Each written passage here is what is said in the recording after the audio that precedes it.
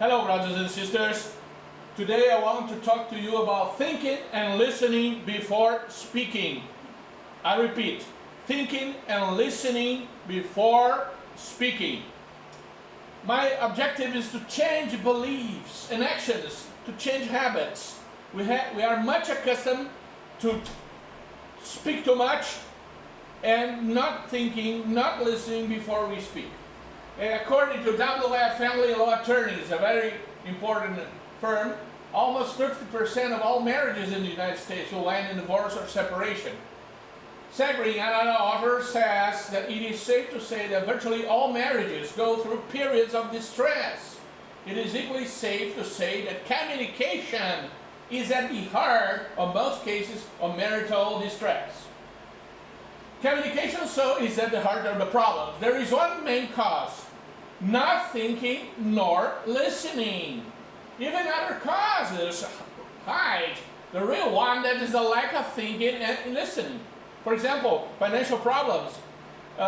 It's not financial problems that damage marriage, but the failure in talking about, in discussing, and see alternatives. My thesis is that there is a viable, simple way to change a terrible bad habit of being brisk, of putting your foot on the mouth. To develop a discipline, a habit of thinking and listening before speaking. This is very important and will help you. This will improve your family communications, but it demands work, sacrifice, discipline, habit change. This is based on evidence. I will show now these evidences. This work is based on 6 pillars. First, my 40 years of marriage. This is my wife here. This is my beloved wife, my audience, together with my son that's stolen. We have been married for 40 years. We have crossed many things. We have learned a lot about communication. In the beginning of our marriage, we didn't talk too much. We didn't listen too much. Now we are listening much better. We developed a system of listening the other one to then think and then speaking. That's very useful for us. We are much happier than in the beginning of our marriage. I have also a bishop for 5 years. I have watched it, testified. I can testify that most couples fight and have so many problems because they have miscommunication problems. They do not listen to each other. They fight.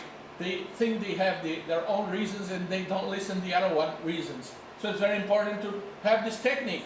I can testify this. The scriptures, the prophets, researchers, and professionals, please. The scriptures, for example, Proverbs, a soft answer turn away wrath, but grievous words stir up anger. This is based on rationality. Let's see how is our time. Please. All right, Doctrine and Covenants 68 says that whatsoever they shall speak when moved by the Holy Ghost shall be the voice of the Lord. So we can speak like the voice of the Lord. And James, even some of the tongues, a little matter boasts great things. Behold, how great a matter! A little fire kindled. And prophets, for example, Elder Victor L. Brown said, we achieve effective communication through respect and courtesy, not through complex techniques. So, this is a very easy technique. Please. Researchers, for example, Berko 2010 says one of the most difficult tasks you have to perform as a listener is concentration. Yes, you have to concentrate. It takes mental and physical energy to do it. To concentrate is hard, but believe it, if you really try to concentrate on the task at hand, you may well succeed. Very important. The professionals Cook Show Counseling said, thinking before you speak is a really good habit to develop to avoid causing trouble in your life, whether in your relationships, career, or elsewhere.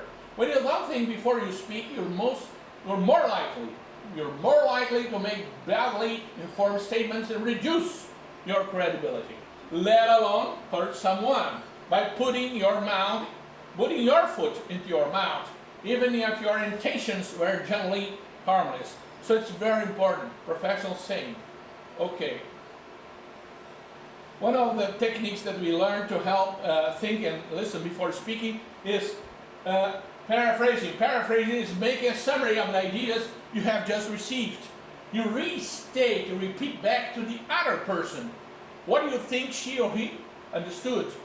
So to check if he really understood the same thing that you are trying to mean. Very important.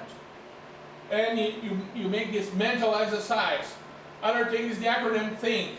T for truthful, H for helpful, I for inspiring, N for necessary, and K for kind. We have to check mentally before we speak if what we are going to speak have these attributes. It's very important. And we have to remember that changing a habit needs time and lots of patience. Please. So in conclusion, the great need for couples nowadays is to improve their communication capabilities. It is work, we can do it.